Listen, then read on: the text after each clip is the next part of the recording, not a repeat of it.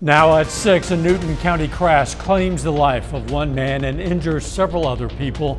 Plus, Pittsburgh investigators search for the cause of a house fire. We'll tell you what they know. And with the new year comes resolution. Gym member about the challenge of going on a weight loss journey. The 4 states' most watched news starts now. It's about to climb in Missouri. This is KOAM News at 6. I'm Dow Quick. Employers will have to pay at least $12 an hour effective January 1st. However, the change will not apply to retail and service businesses whose gross annual sales are less than $500,000. Also, the law does not apply to public employers. Employers are required to pay tipped employees at least 50% of the minimum wage, plus any amount necessary to bring the employee's total compensation to a minimum of $12 per hour. Missouri's minimum wage change is the result of a statewide vote back in 2018, increasing the minimum wage 85 cents per hour each year through 2023. Jasper County authorities are looking for information on a hit-and-run crash involving a child. Happened yesterday morning on County Road 197, a mile east of Carterville, Missouri. They say a black car was driving north on the wrong side of the road and hit a 10-year-old boy from Joplin. That boy suffered minor injuries. Authorities want to hear from anyone who might have information.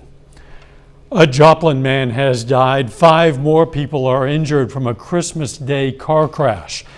That crash happened near Coyote and Apricot Road in Newton County. Authorities say the driver, Samuel Mitchell, hit a concrete culvert. Mitchell has died at the hospital. 3 adults in the car suffered minor to serious injuries.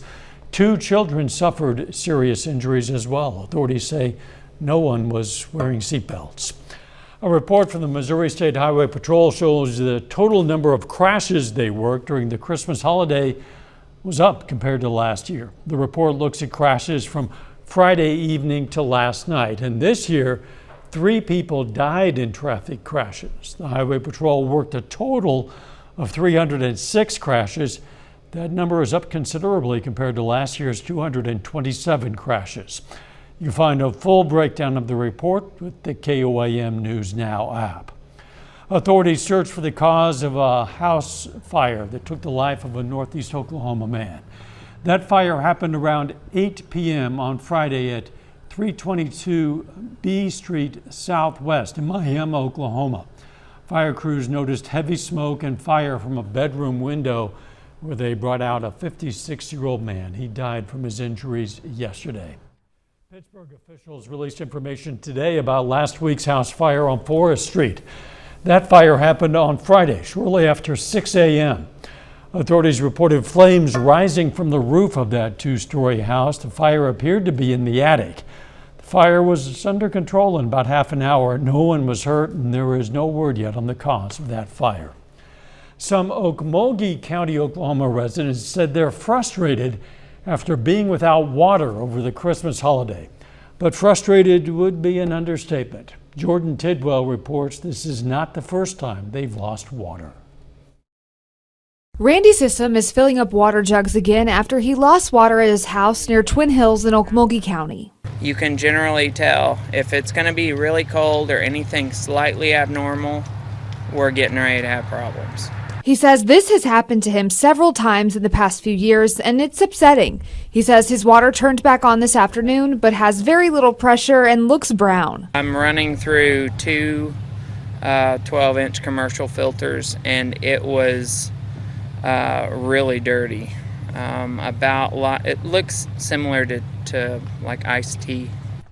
Okmulgee County Rural Water District 2 says they have a widespread outage because of an inlet failure in the water system due to the demand of customers dripping their faucets in the freezing temperatures. Delbert Sloan moved to the area a year ago and says this shouldn't be happening.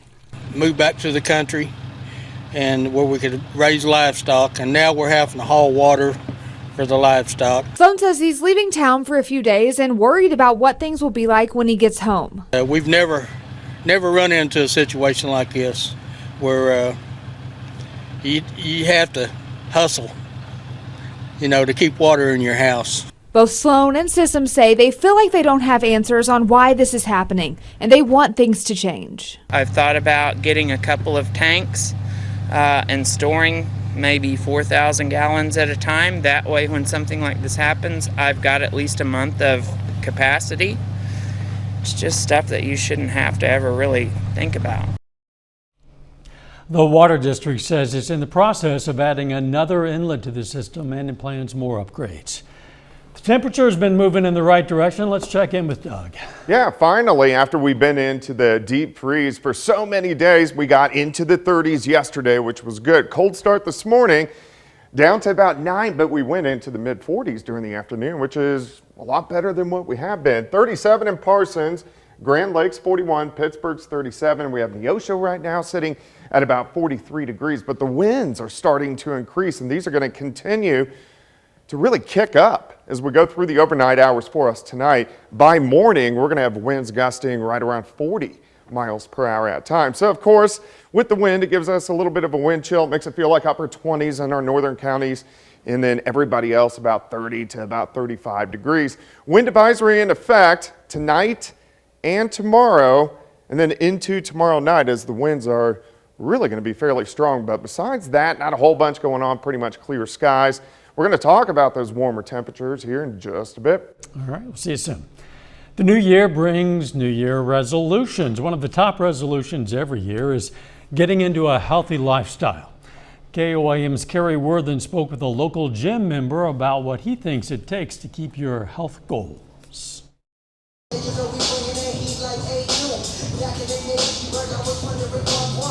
Everybody's enthused and they use the new year as that date to start new habits. Whether getting a gym membership or starting a diet, many people want to start the new year fresh, but very few people actually keep their New Year's resolutions. But why? Try to make too big of a change or too big of a commitment. That's hard to not really concentrate on the smaller steps. And, making the commitment to the day-by-day changes or the day-by-day commitments that add up to that long-term change. 24 Elite Gym General Manager Trey Frisbee says if you are in the gym, don't be afraid to ask for help. All of the members have probably started where you've been before. So even asking around or asking somebody how to use a machine, they all know. Nobody's gonna make fun of you for not knowing how to do a bicep curl or how to turn on the treadmill or anything like that. Everyone's here to help each other.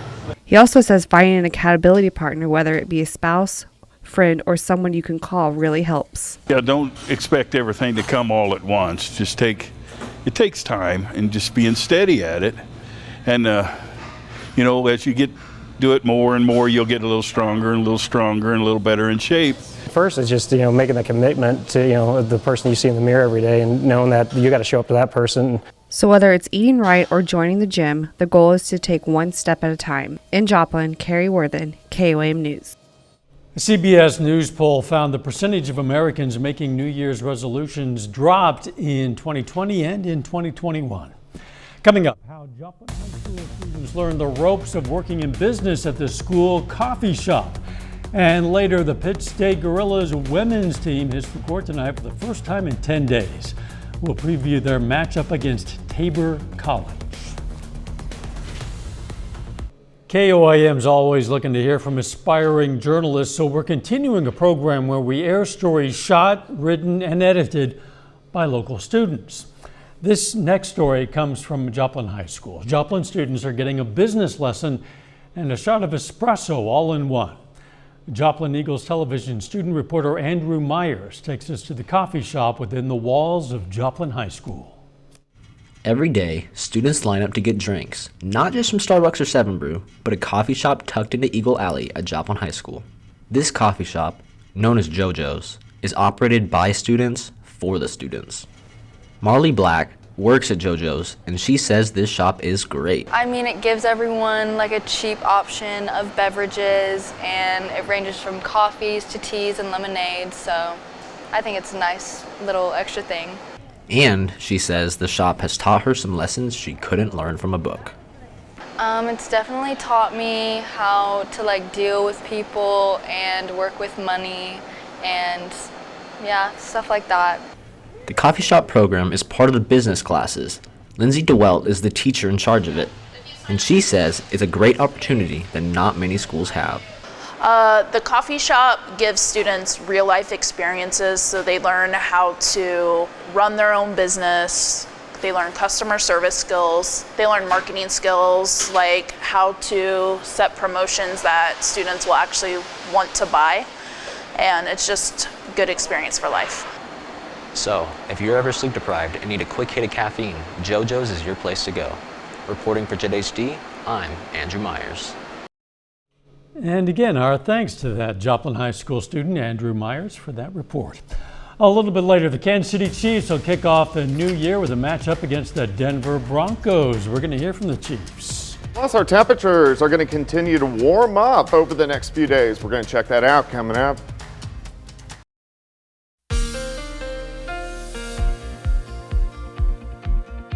Well, it still turned out to be a chilly day for us today, but warmer, at least than what we have seen over the past 5 or 6 days across the region. And we're going to continue to warm up just a bit as we go through the next few days, looking at our Lander Chevrolet Tower Cam on the southeast side of the city. At least traffic's moving pretty good. All right, look at this, temperatures. We are, over the past 24 hours, 20 degrees warmer right now compared to what we were this time last night. It's still chilly, but we're warming up. Most of us into lower 40s, 43 in Neosho, 41 at Grand Lake, Anderson at 41, a little bit cooler once you get into our northern counties, sitting into the mid to upper 30s. But all the Arctic air that we had in place, it's gone. It's retreated up into southeastern parts of Canada, and that's where it's actually going to stay for the next several weeks. We're not going to have to deal with Arctic air. All right, the wind's starting to pick up. We got southerly winds kind of in that 10 to 20 mile per hour range, and we are getting some gusts kind of 20-ish to about 25, but these are really going to pick up as we go through the next several days. So we still have a little bit of a wind chill. It feels like 32 in Lamar, Mount Vernon 31, feels like 34 in Bonita, feels like 24 when you get up north in Iola. But we do have pretty much clear skies. Not a whole bunch is going on outside for us right now. It's 41 southerly winds at about 15. Humidity is at 47%.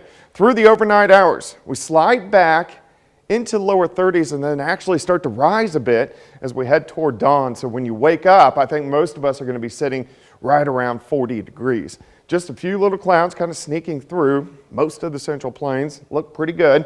You can see clouds kind of increasing a bit once you get out across western Kansas up into Nebraska. Here's our next storm system. This is going to roll in by Thursday. It's not going to give us a lot of moisture, but what it will do is give us the winds over the next couple days. Let's go through time for us tonight. Midnight, mid-30s, warming near 40 by morning. Pretty much clear skies. Partly sunny skies for us tomorrow, near 50 by noon. Once we get into the afternoon, most of us into the mid-50s. 56 in Bentonville, Parsons about 50, Stockton about 55. In fact, we can pull out your day planner for you. 40 to start, 49 by noon, backing down to 54 by 5 p.m., plus those southerly winds at about 20 to 30 miles per hour. Clouds increase tomorrow night. May get a little bit of drizzle in here late tomorrow night into Thursday morning, but check this out, into the 60s as we go into Thursday afternoon. Also the winds. By morning, winds are going to be gusting right around 35 to 40 miles per hour. Then check this out. They increase 50 to 55 by the time we head into tomorrow afternoon.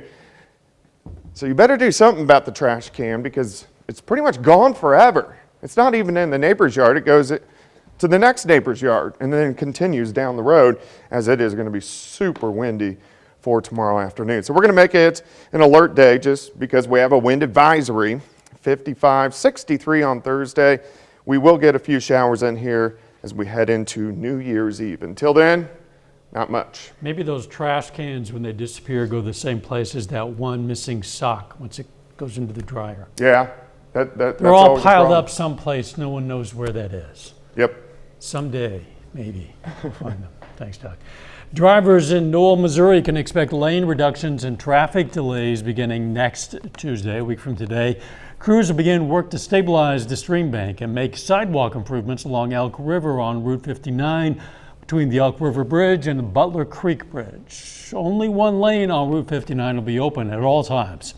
There'll be no signed detours, but to find a full list of traffic impacts, just go to our website, Of course, that's KOAMnewsnow.com. Danny here now. The Pitt State women return after a 10-day holiday break. Yeah, the Gorillas are preparing for a Thursday evening matchup against Tabor College. More on that coming up. And the Kansas City Chiefs host the Broncos on Sunday. Hear from head coach Andy Reid next.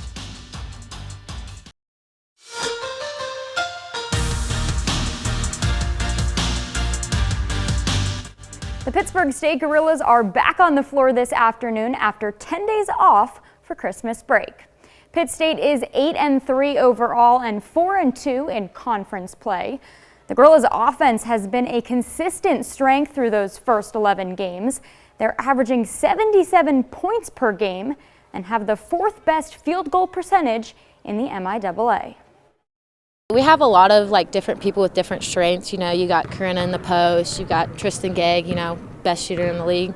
You just have a lot of offensive weapons, and it's really hard to guard, especially when everybody can make anything pretty much. And, when we're sharing the ball and we're finding each other and we're putting each other in our best positions to succeed, I think we're really, really hard to guard. Pitt State hosts Tabor College in a non-conference matchup on Thursday before returning to MIAA play early next week. The Carthage Tigers are in action today, playing in the U.S. Bank Holiday Tournament. Carthage meets the 13th ranked Truman Patriots in the first round. The Tigers take the Patriots down to the wire, but Truman hangs on to win 56-52. Justin Ray scores a team-high 15 points with 3 threes. Max Templeman adds 13. The Kansas City Chiefs are preparing to face the Denver Broncos this Sunday. In the first meeting just a few weeks ago, Kansas City jumped out to a 27-0 lead, but they let the Broncos back in it. Jerry Jeudy fueled the comeback, scoring 3 touchdowns on 8 touches. In the end, though, the Chiefs hung on to win 34-28. Here's head coach Andy Reid on what he expects from Denver this time around. I mean, their receivers are good receivers, and Jeudy is really a good player. They played well against us last time. The quarterback had some big runs and Jeudy some big catches, and then their defense played well against us. Their pass defense was tremendous, which it's been all year, and it just kind of tightened up on us at that time. So, we've got to make sure we're on our A game. I mean, they already have our attention. That's it for sports. We're back after this. Take a moment now to honor a local veteran. Bill Yarberry served in the U.S. Army in 1965 and 66.